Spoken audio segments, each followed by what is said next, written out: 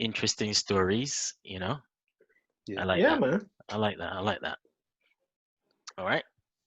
Hey, everybody, thank you very much for joining us today in the living room. As usual, it's me, Andre, Mark, and Philip, and we're going to have a conversation. We're here in the living room, different parts of the UK, but we're always going to be linked into the Caribbean. And today is no different. And we're just going to have a good conversation with one of our friends from in the Caribbean, or in the region, rather. So we're just going to get straight to it. How are we doing, guys? Well, everything is good, good, good. Different week, I think, this week, where the conversation is changing. It's all about how do we start preparing for the release and what's Mm. that going to look like. And Mm. I spent quite a bit of time at work this week trying to think about, well, what is that going to look like for the road network? And it's quite complicated. It was a complicated week, I think. What about you, Phil? Yeah, my week this has been good. We're having similar conversations as well. I think in the department that I work in, we are a technology strategy team. So there's no real need for us to be immediately back in the office. So we've been it's been hinted that our return is probably going to be one of the last returns to the physical office space. So we're looking at maybe December But as when we'll be back in there. Well, I think that's the conversation all over the place now, right? Is what does return look like, and who actually needs to be in? If you don't need to be, it's better to continue the social distancing, so that we can continue to get new cases down and flatten the curve, as they say. I see new places opening all the time. Actually, I see B&Q and what's not opening, which tells me they're probably getting ready to reopen construction and different types of places like that, because I can see the support stores and the support services to those areas slowly beginning to open on the quiet, and no one's actually saying anything about it. So it tells me something is coming pretty soon. Another part of that conversation is schools. So of course, I'm a school governor as well, and there's loads of talk about what will the return to school look like. Obviously, we're not going to just open the gates and all students come in. So the different scenarios being looked at in terms of, do we start to stagger the return? Do different kids get specific days that they're re-entering to school and so on? And also teachers as well would have some concerns about that. Yeah, well, that's interesting because here in the West Midlands, we've been talking about how is the road traffic going to look? And the one thing that I'm trying to build, certainly my thinking around, is this whole idea of digital connectivity, and looking across the region to see those areas where people have got good digital connectivity, and perhaps they can still continue in most cases to work from home and kind of flatten the transport demand as people start to come back into the workplace. So it's been a complex week, I feel, and nobody obviously has the answer, because I think we're going to try things and we don't really know what will be the right measures to take forward. Yeah. I mean, personally, I don't envy the leaders at all. I think we're in a phase now where the data and the science might be saying one thing, but then you're also thinking about people's behaviors. What's the psychology of people once you start to open up? People might begin to feel a slow open means, hey, let's just get back out there and get going. So I don't envy the decisions that some of our leaders need to make over the next few weeks and months to come, really. Yeah, there's also the nervousness about second wave as well. What if a second wave comes? And some of the predictions are that the impact of the second wave could be greater than the first in terms of recovery times or the actual effect on our bodies as well. Yeah, I agree. Yeah. On a separate note there, Mark, though, how the vegetarian life coming along? Sorry, man, I didn't mean to touch there. I'm interested to hear this as well. Well, for the benefit of our viewers, listen, I have been trying to see how I can phase out meat. It's coming along. I'm still in transition, right? So my transition is fairly long. So I think you gotta appreciate that, man. I got a freezer full of meat. You don't expect me to just say I going vegetarian straight away. Come on, now, man. So, just so you know, Phil, as well, everybody know, I hated vegetables. I didn't eat much beyond lettuce. We have our experience with you. I didn't eat much beyond lettuce and a little bit of salad with raw beetroot. Raw beetroot. You gotta eat vegetables raw. That's about it. But in November, I just decided I'm done with meat. I just decided and it literally happened overnight. I just said, this is my last Sunday meal with chicken and meat or anything like that. And I've been good ever since then. I think this is probably the hardest thing in my whole journey towards trying to move to a more vegetable-based diet. The fact that I'm being lectured by a man who, for many generations, did not even eat something as basic as carrots, now suddenly feel as though he's got the authority Zucchini, to kind of mushrooms, anyhow, aubergines, all these things to me now is just fine dining. listen, I'm going to make a commitment to the viewers that I will get there and I will keep you guys updated as I move from being a meat lover to one who's a little bit more balanced in diet. Try it, man. You set some targets. For me, I set up to Christmas, and even then I didn't eat much meat. And then after Christmas, I went, okay, let's go to Easter. And then over Easter again, I didn't eat much at all. And now I'm saying, okay, till summer holidays. Just do it in targets. I must admit, Mark, he did surprise me. I was also a doubter. When I first saw his plate, I said, you're no vegetarian, you are starchitarian. Well, when I started out, I had more macaroni pie than vegetables. That is true. Oh dear. But he's definitely progressing. Yeah. Well, I as I said, I'll make a commitment, man. I will get there. I will get there for sure. Well, I'm looking forward to see you there, buddy. It's a good move. You should try it out more often, man. It's not that hard, really. It's not that hard. Not that hard. Thanks for the question, man. Yeah, I just thought I would throw it out there and see how you're doing. I just thought, we each other brother's keeper, right? So I'm here to encourage you and stay on the path. Stay on the path. I respect that, man. I respect that. So who have we got in the living room today? Well, we're doing things slightly different today. Today we're gonna go to Panama. And Panama is interesting because of the history and the heritage of West Indians in Panama. We thought it would be great to have a conversation with someone there who has West Indian heritage. So we're going to be talking to Roberto, who has Jamaican heritage, and he's currently living in Panama. And one of the things that's interesting also about Panama is that it seems to be one of the shining beacons across Latin America in how they're doing things and how they're dealing with the virus and flattening the curve. And they've come up with some novel and interesting ways in order to do that as well. So we thought, let's put that in the Caribbean conversation and see what we can learn from them as well. So it should be an interesting conversation. Yeah, looking forward to it. Okay. Yeah, I think Panama is a real interesting country, actually, with its legacy. And, my wife's family has got a former granddad and uncle who worked on the canal. And I think many families across the Caribbean can probably relate to a grandparent who might have gone to Panama, worked on the canal, and came back home. So it'd be interesting to hear. Yeah.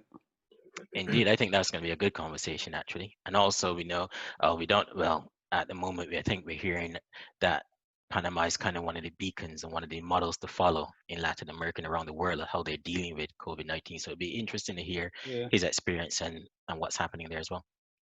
Yeah, it's also interesting because the last places that we've visited or people we've had on were from islands, and Panama isn't an island. It's actually there connecting, North and South America to some extent. So it would be quite fascinating to see if there's any real difference in mindset and approach there as well. Yeah, it should be very interesting to hear. So wait, sorry, go ahead, Mark. No, I think so, because it's one of those transient places where, for many years it's been known for this movement of the two oceans. And then, of course, it sits there between two main Latin American countries, particularly Colombia to the south, and then the rest of the region to the north. So who knows what those transient movements have been translating into during the course of this virus, which would be quite useful to understand. No, that's very true. That's very true. I personally have never been. I don't know if you guys have been to Panama, by the way. I have not been to Panama. I remember once in, what year was this? Ask God tour. 1995 it was. I think we were going through Miami airport, and the gentleman security guard touched me on the shoulder and say, Barbados. and I thought he was a Bajan who moved to Florida. But then he just said Spooners Hill. That's the only name he knows. He said, I'm from Panama. Oh, wow. That's where my grandfather was from, and the only place I know in Barbados is Spooners Hill. I heard your accent, and I knew you had to be from Barbados.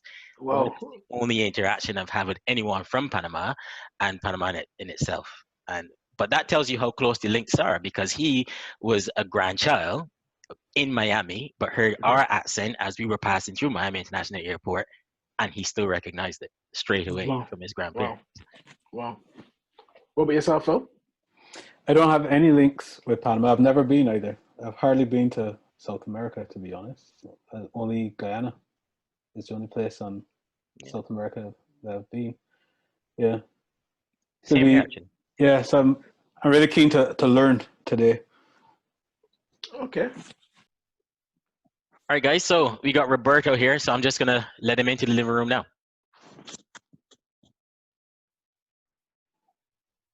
I think I could see him walking down the hall. Yeah, man.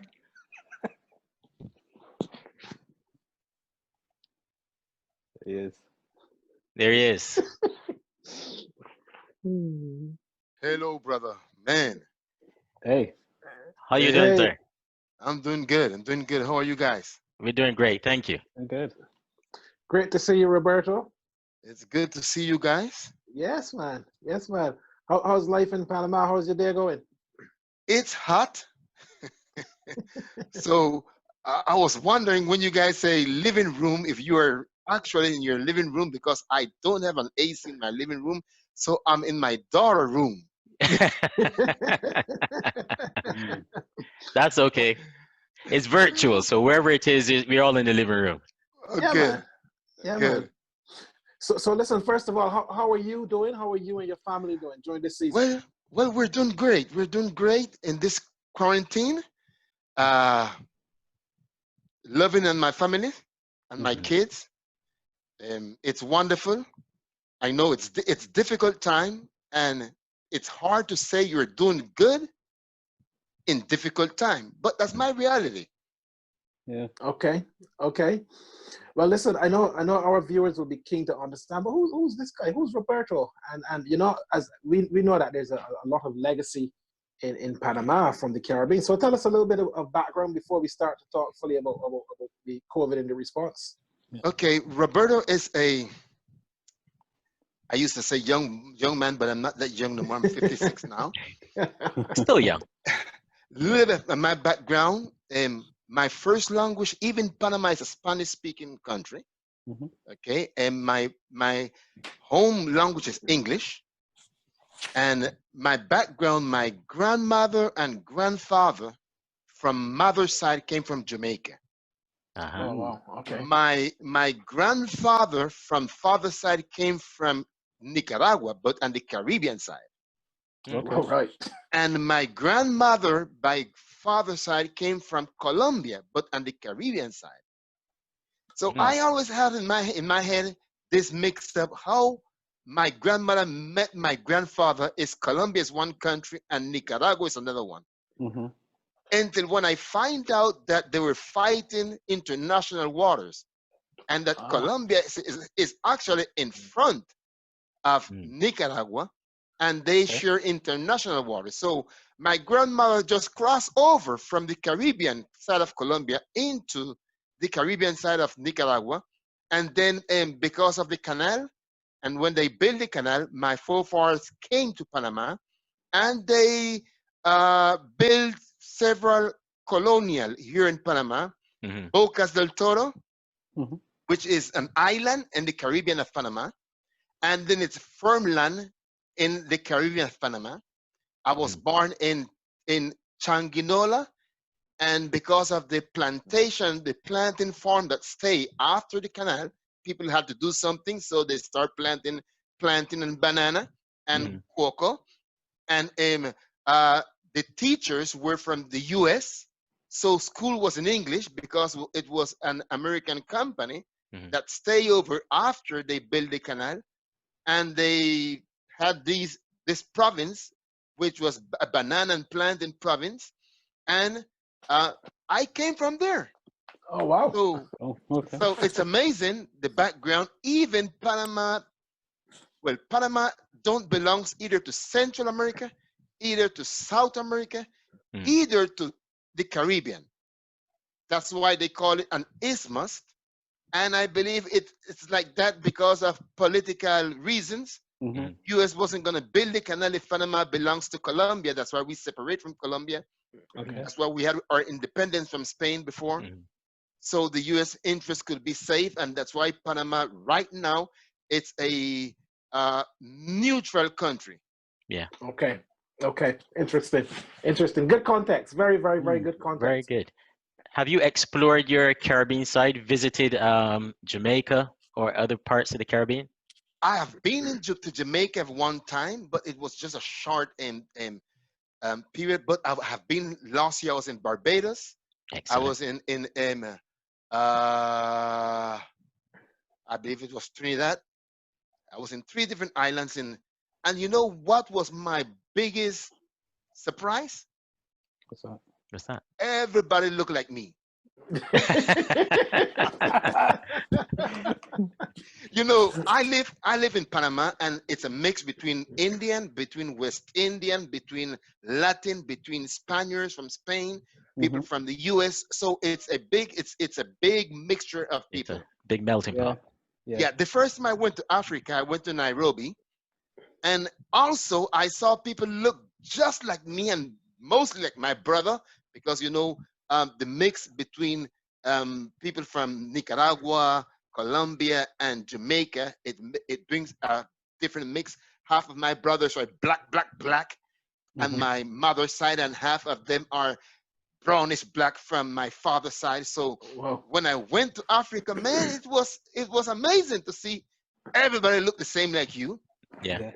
Every Wow. time I travel to Chile or to Argentina or some of these countries, everybody's white. So Okay. when you see the black, you are different. Yeah. Okay, but when I went to the Caribbean, Wow. everybody's black like you, man. It was interesting. Mm. Okay. Okay, that's a Okay. fascinating perspective. Yeah, man. No, I think Yeah, it's man. something, growing up in a place like Barbados that you take for granted until, well, all 3 of us, we've left Barbados and we now live in the UK. But there is still something about growing up with that perspective that changes your outlook when you get to a country that's Mhm. predominantly white or Indian and so on. Yeah, You yeah, want to add anything there, Dre? yeah. No, I want. Let me show you something. go ahead, This Roberto. I'm gonna just show you this. Look, I'm not joking. Look at this. If you're from Barbados, you know this. I make this myself, did my you make that brother. yourself? Oh yes. Oh yes. I have the family recipe. Ah, Okay, Wow. Oh, wow. the Wow. secret. Wow. excellent, Yeah, excellent, yeah. excellent. No, I just thought it's good. I always like to hear the different perspectives of where West Indians have traveled and settled, and then hear how they feel when they come back, and whether or not it brought any emotions within them. As far as like you just said, people look like you. Everyone, you probably recognize a little bit of the accents that you were going through because you may Hmm, have hmm. heard them in Panama in different areas. So that's always a good perspective to hear.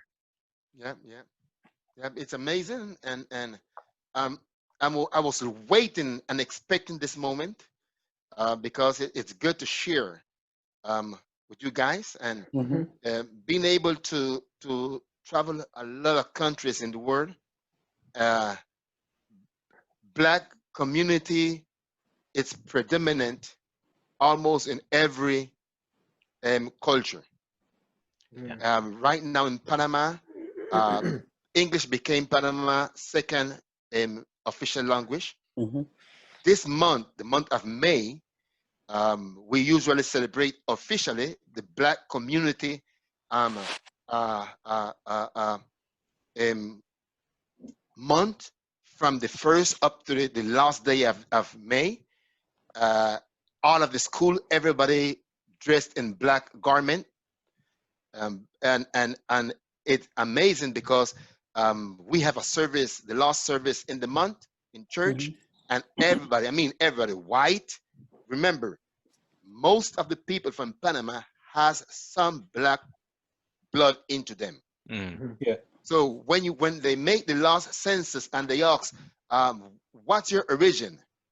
Almost 60% of the people answer black, Afro-Panamanian. Okay, so that's interesting, and you go to the stores in the month of May, usually not this month because the virus, but usually the stores are just packed. And if you know Panama, Panama is a business center, it's a commercial center. People come from the Caribbean just to buy clothes. The same outfit I purchased last year, that it was $1.95. I saw it in Barbados for $40. Oh dear. Okay, so everybody in the month of May dressed with the garments, and the little girls don't care what color they are. They plait their hairs with the different plait and go schools like that. Wow. And it's official in Panama. It's recognizing more and more that the wealth and that the benefit that Panama have, it has to do with the apportation of the black people. Yeah. Wow. Yeah. And that's fantastic to hear, actually. Yeah. Oh yeah. So I want to talk to you a bit then, Roberto, about the current season that we are in terms of coronavirus and how that has been handled in Panama. I wonder if you can shed a bit of light. Oh yeah, really Panama, and it's so good. I gave you a little background of Panama. Panama government has handled the coronavirus excellent. There is no better word to say it. Okay. Some countries don't even measure the amount of people that are infected with the virus. But Panama, as today, 52 days, I believe it is today from the first case, we have done 31,895 tests. Okay, and that's over like 7,000 per million. Remember, Panama is a small nation. It's only 4 million people. Panama. Yeah. Okay, so when you measure the amount of tests you do, you measure it by the amount of people who live in the nation. If we do it by England standard, man, it's crazy. 31,000 is not a good amount of tests, but for Panama it is. And we have people, we're doing 1,100 tests per day. And that's giving us approximately 188 to 200 people infected per day at this moment. And that's like 60% at what it used to be in the first 20 days. Yeah. So Panama right now climbed the hill, it's sustained, and Panama is gone down. Right. Okay, we have 600 and we have people that die, 192 deaths. Yeah. Since yesterday evening at 5 o'clock in the evening. Okay, and we had 6,770 people infected with the virus. So it's a good number. Panama also did something that not most countries did. They take a good amount of hotels and turn them into hotel hospital. So they bring the people out of their house once they are positive, take them to this hotel where they have nurses and doctors. And if you get worse, then they take you to an hospital. Wow. So that helps Panama also in not having a lot of deaths. Okay, but if you look at the statistic of other nations, Panama seems to have more deaths than them. But it's because they're not measuring their deaths. What are some of the measures on the ground that were put in place to help, flatten the curve and stem the spread of the virus? First of all, stay home. Panama shut down the first week of the cases. Secondly, you know, if you have a little understanding of Panama, Copa Airline Company is the hub.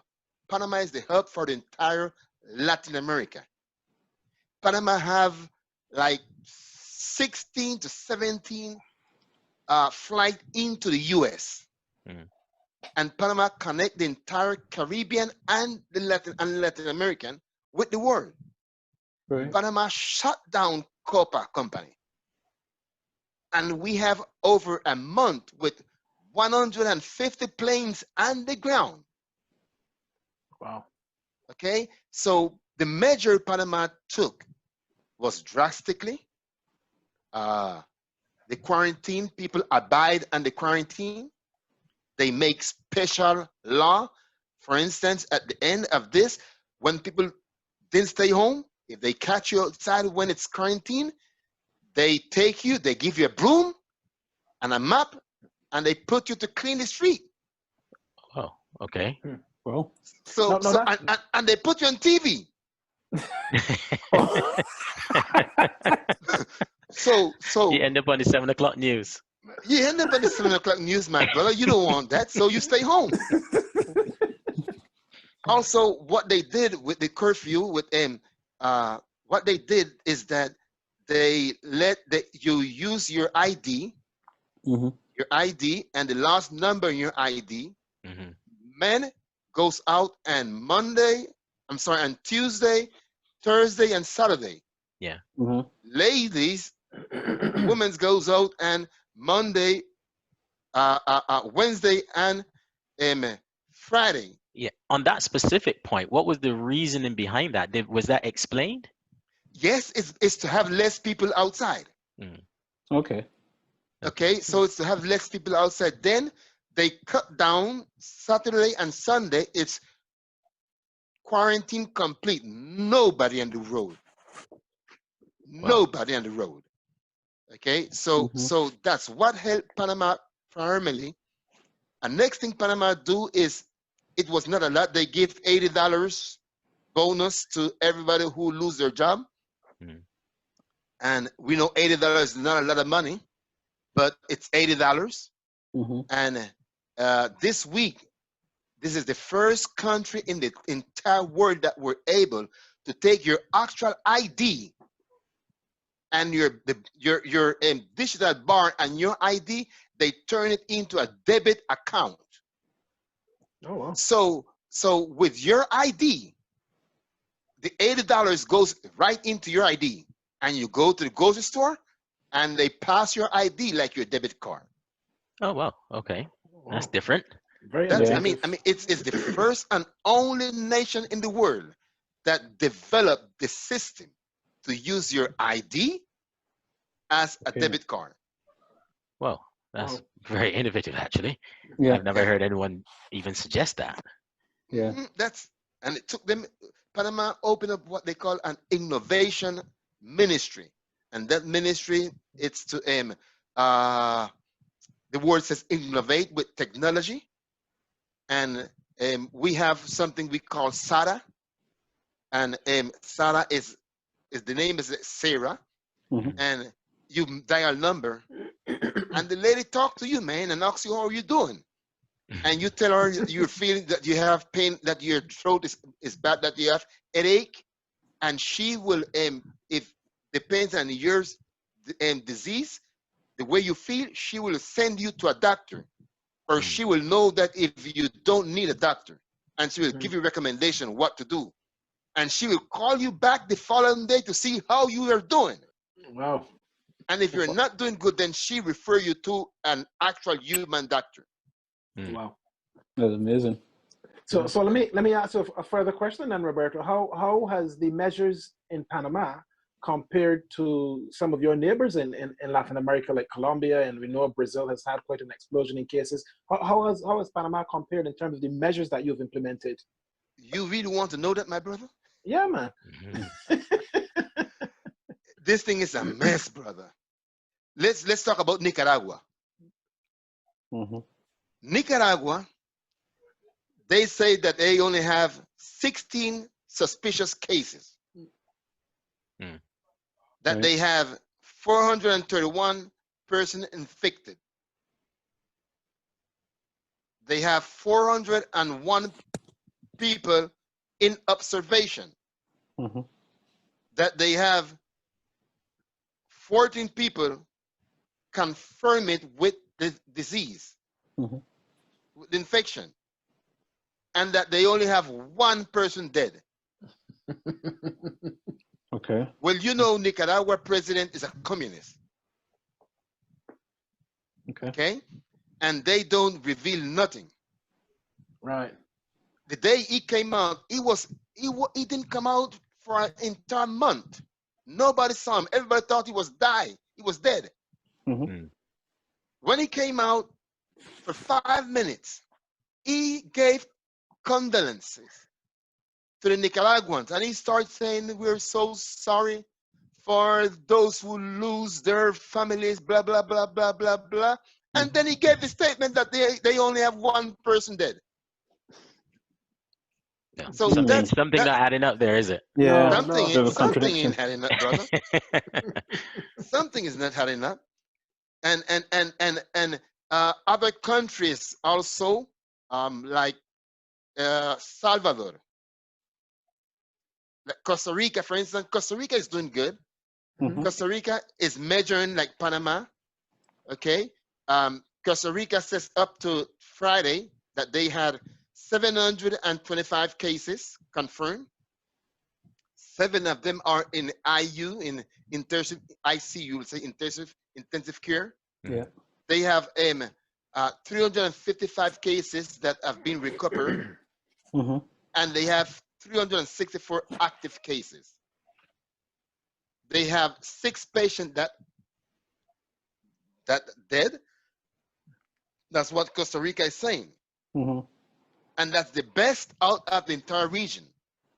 The rest of Right. them is just talking nonsense. Okay. All right. How does Costa Rica compare to Panama in terms of population? Costa Rica has 6 million people. So it's larger population. Yep, it's more than Panama. Okay. The worst scenario in this area is Ecuador. Ecuador, brother, can you imagine people have to take their families out of their house, wrap them in sheet, and put them outside on the porch, or leave them outside the fence, Yeah. because people are dying in the house with Yeah, I've no been reading bed. quite a bit about Ecuador actually, in some of the rural areas, and they're just not able to get it under control. But Yeah, once again, they're not necessarily reporting it through the normal channels, yeah, but yeah, you yeah. can actually see what's happening, and I can see it's a very dire situation there of using cardboard box coffins and different things, and people beginning to rot in homes and bedrooms and that kind of stuff like that. It's really a dire situation there in Ecuador. Yeah, they say they have 1,063 disease, but it's way over that. I mean, it's way It's over way that. more than that. Yeah. It's way over that. They're not counting. They don't have the capacity to count the people. They don't have the capacity to measure test, it. to test and stuff. I think people are dying, but they're probably not really testing it. So they're not putting them in the official figures of persons who died from official tests. But I think it's known what's happening. What they're doing in this area is that they're putting down in their death sentence the statistic that they die out of respiratory disease, but they don't say COVID. Yeah. Yeah. That's interesting. Yeah. So how have people in Panama, how have they been responding to the measures? Obviously, I know it's pretty strict, but psychologically, how are they feeling? Do they feel they understand why it's being done? Are they beginning to rebel a bit against it, or are they pretty much understanding? The rebellion that is happening right now, this week, this end of week, has been crazy. My day to leave the house was Thursday at 1:30. I can leave the house at 1:30, but I have to be back by 3:30. Okay. So when I took my car and I left the parking lot, brother, you couldn't move. There was no way to move because people were doing riot a block from my house. Wow. And they were riot all over. A friend of mine's, had to leave his car somewhere and walk for 4 hours to get home. And it's because of Wow. the financial part. Yeah, Mhm. that's what I thought. The government has done excellent in the health part, but in the financial part, they haven't done that right, because they are packing bags of food, Mhm. a bag of maybe $20 to $25 of groceries, and they had served like 800,000 bags, but that's not enough for 50 days. Mm. So Oh, when yeah. some people that have no food home after a month, and there are a lot of informal activities in Panama, Mm. people who work day by day, they go outside, they get their $20 and they have food for a day. Mm. So those people are home, and the bag of food is not getting to their place. Some Right. of them don't qualify for the bonus. Some of them don't get the bonus. Mhm. So right now, people are on the street, um, uh, mad because they are hungry. Yeah. Okay, they're Again, hungry, that's yeah. and then some of the measure of the corruption. You know, this area, corruption is a big word over this area. One of the machines, that the respiratory machines, that we needed, the price out of COVID season is $5,000 to $6,000. Mm. Well, the most that they pay for it was $17,000. Well, this Wow. guy went and placed an order for 100 of them for $49,000 each. Wow. Mm. Well, people find out about it, and the media start blowing, brother. Of course. Yeah. If Panama media is strong, and I'm not talking about the formal media alone, I'm talking about the informal, the people. Yeah. So Yeah. people just went out and exploded. So the vice minister of the president's office declined, he resigned. Mm.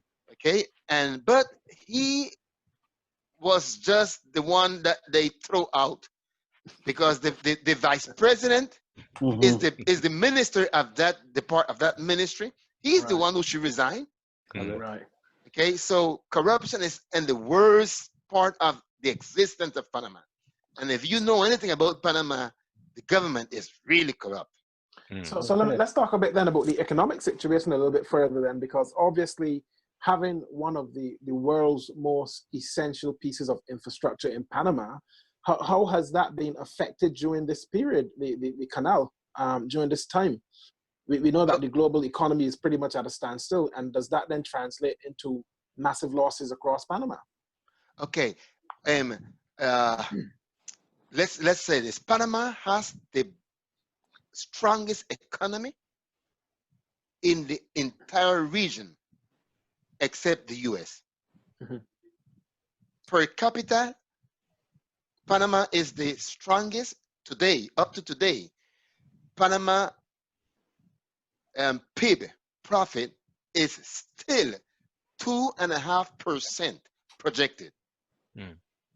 Why the US is going to be less than 1%, and Venezuela is 10,000 under, and Chile, who used to be the number one economy, is under right now also, because they had a riot, and everybody has been thinking Panama is still going to be, after all of this mess, Mhm. 2%. Okay, 2% Mhm. in positive. Right. The Panama Canal is Panama number one source of income. Yeah. Yes, it is.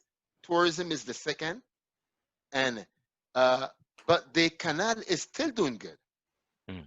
Oh The wow. ships Still are still moving. going through the canal, Mhm. because tourism is all canceled, but cargo, Yeah. every Yeah. and Still has to move. yeah, plane cargo is minimum, so Yeah. people are still using ships. Yeah. Mhm. Okay, people are still using ships, and Panama is still doing fairly good in what you call the transit through the canal. So that means that people working in cargo would be seen as essential workers even during this season. People, essential people working in cargo and hospital and the grocery stores, they're essential. Essential. Okay. So even Panama right now, we have 260 something thousand people that their contract has been canceled or suspend. They call it suspend for 3 months. Right. Yeah. We're looking for this 10 days for Panama to come back and to reopen. If we keep flattening and going down in the figures, well, Panama will be reopened in 10 more days. We start progressively opening Panama back again. Yeah. And hopefully the finance will get back to what it was. Panama is a very resilient nation. Yeah. So that was really good insight as to what's happening with Panama, actually. If you had a word or any advice to, your brothers and sisters in the Caribbean about dealing with this time, what advice would you give? The first thing I would say is obey the government, whether you like them or you don't like them. Got it. Whether you agree with the government or you don't agree with the government. In a time of war, and this is a war. This is a war against COVID-19. In time of war, you have to listen to one person. Okay? We have our deputies, which is our senators, and our parliament, and we have the executive, which is the president. Right. And they have been fighting. Even the majority in the parliament is the same PRD of the government. They're being clashing, but people are supporting the word of the president. They don't care if they pass a law for monetary for everybody to don't pay for 3 months, either bank, either housing, either anything, and the president then signed it. And even people don't agree with the president, they obey him. So we're following one leader. Okay? And that's very important. The next thing I would suggest to the government is to obey the scientists. Panama based every one of their decision on the scientists. The president turned over to the scientists, and everything that they say, he listened carefully and studied and then make the decision. Based on the science. Based on the science. So if science says we cannot reopen, he won't reopen. If science says that we need to, he shut down. We have been shutting down. This is going to be the 5th weekend complete shutdown. Because scientists say so. Wow. So I believe that's one of the most important things. Okay. And if I can just pose one final question then, Roberto. Lessons for Latin America in this season. What do you think are some of the lessons that will come out of this for the Latin American region and even for the wider Caribbean? I believe every government is going to look more close to the amount of money they invest in health, in their infrastructure. Panama built a hospital for 100 beds in 1 month. Wow. Wow. And we didn't need it. Hopefully we won't need it for COVID. It's going to be used for something else. But the fact that they were able to have, the most Panama had was 40% of the use of our health system. Oh, wow. Okay, so that's what gave us the opportunity. And because we listen to the scientists, we keep the measurement, we stay home, we keep cleansing as a priority. And because of that, we only had to use 40% of our health system. I believe a learned lesson for the entire region is to destine more money, more resources to health. Second, thing we learned from Panama base, Mm. agriculture. Every Feed nation yourself. need to be autosufficient. Yeah. Mm-hmm. Mm-hmm. And Panama used to be and is not now, but we're fighting. We have enough land to be self-sufficient. Yeah. So I believe when we come back to that new normality, there are several things we learn. Produce your own food. Mm-hmm. Mhm. Be self-sufficient. Yeah. Have a better health system. And I know people don't understand this a lot, but if you look at Latin America leadership, every one of them turned their face back to God. Mm. If I had the opportunity to get some videos, which I don't Mhm. have on this opportunity, I will show you more than 10 presidents from Panama, from the Latin America, telling their people, turn your face to God. Mm-hmm. Mm. Let's Wow. pray. The Wow. president of Salvador called out the entire nation for a day of fasting and prayer. Wow. And Wow. everybody in the presidency were praying. Mm. Panama president, Ecuador president. So this crisis also brought turn back to spirituality. Mm-hmm. Yeah. Okay. I'm Christian, so I'm not going to say Christianity. I'm just going to say spirituality. Spirituality. So those who believe in who knows what. Interesting point. Okay. Well, listen, that is very, very fantastic insight. Phil, Amazing. Andre? No, yeah, I really enjoy this. It's gonna send me off reading a lot more now about Panama, and who knows, I might visit, especially if you can promise me some coffee. Brother, look, Panama, I don't know if you ever hear about this coffee, that there's a little animal, I forget the name, he Uh-huh. eats the coffee seed off the trees. Right? Right. He poops, Yes. and the seed that he poops, they take it, wash it, clean it, prepare it, and it's the most expensive coffee in the world. I know that. $20 for a cup of coffee. Yeah. Phil wants some of that. I think I that have is it. just the one for you, Phil. Yeah. Phil might buy one of the animals and try and see if he can get it. I just keep feeding it. Keep feeding it coffee beans. Yeah. Yeah, No, well, I think this has been a fascinating conversation, and it's always great to hear what's happening in the region. And by region, I don't necessarily, we speak about the Caribbean and West Indies, but by extension, Panama is part of that as well. Yeah. yes, So sir. it's really great to hear some of the measures and some of the innovative ways of how Panama has combated COVID-19 and coronavirus. And I think there's a lot there that other Caribbean islands and even the wider world actually can actually learn from and perhaps look to implement during this period. So thank you so much for that. It's been an amazing conversation. So thank you very Yeah. much. Thank you. Thank My you very much, privilege. Roberto. Thank My you. privilege, and just for you to understand what I'm going to do after I meet you guys. Oh, With some cheese. with some Oh cheese yeah, and yeah, cheese. some coffee as well. You got some of the Oh coffee? yeah, oh yes, brother. We're Yeah. gonna have to do a deal about this coffee. Yeah. When you come to Panama, I will take you to a place where they grow coffee. It's in Chiriquí. It's in, so you'll have to go to Chiriquí first, and from Chiriquí you drive 3 hours and you're in Bocas del Toro. That's the Caribbean part. So Mhm. I'll also let you do that, and I will bring you into Panama, and in 1 hour I'll have you put your foot in the Pacific Ocean, and then in 1 hour I will take you to the Atlantic Ocean. So you put your foot, and you say in 1 hour you were in both the Atlantic and the Pacific Ocean. I'm Wow. sold. I'm The only sold. place you can do that is from Panama.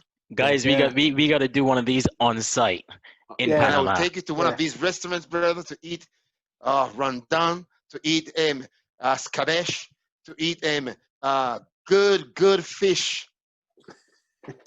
Philip is salivating here right now. Yeah. This is his kind of thing. Different. These two guys don't eat meat or fish anymore, so I think I might change for that. I might change for this trip. I might give myself a pass for this trip. Roberto, thank you so much for joining us in the living room. It's been a pleasure having you. So thanks Yeah. you very much. Thank you That's been very a much, pleasure, man. man. Bless Thank you you. guys. yeah. Wow, great conversation, guys. Yeah. Yeah, but yeah, I learned a lot there, man. Seriously, I heard some things there that, and I think sometimes we don't even realize how much innovation is happening in other parts of the world because we get so consumed with looking inwards where we are, you know? Yeah.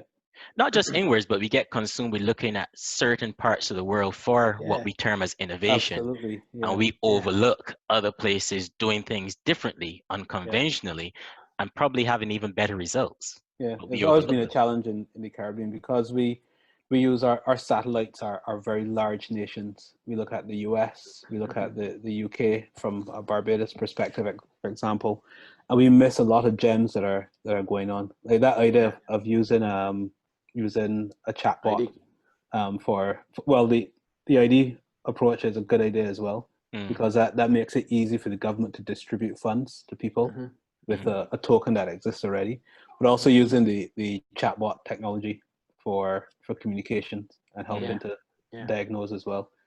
And I like the fact that they brought their hotel sector into make a contribution towards the Mm, offsetting of the virus. That was quite innovative.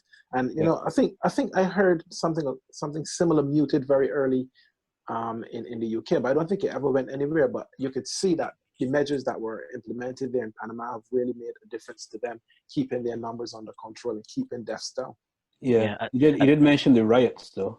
I Well, did. yeah, Yeah, that that was a little bit of a twist in the story there because if Yeah, you have rioting, you have congregation. If you have congregation, you're probably you going to can get perhaps have that's infected. another spread. peak in the spread as Yeah. Yeah, well.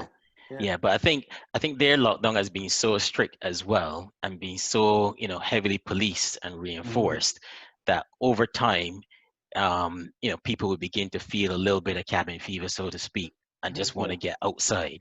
Yeah. But as he was saying, as far as he was concerned, the leadership had communicated why they were doing what they were doing, and being Yeah. the beacon in Latin America, people understood. But I guess there's something to be said for if you do it a bit early by week Mm, 5, Mm-hmm. even though people understand, you might yeah. begin to want to move around. Interesting, the idea as well about men versus women. That was different and novel.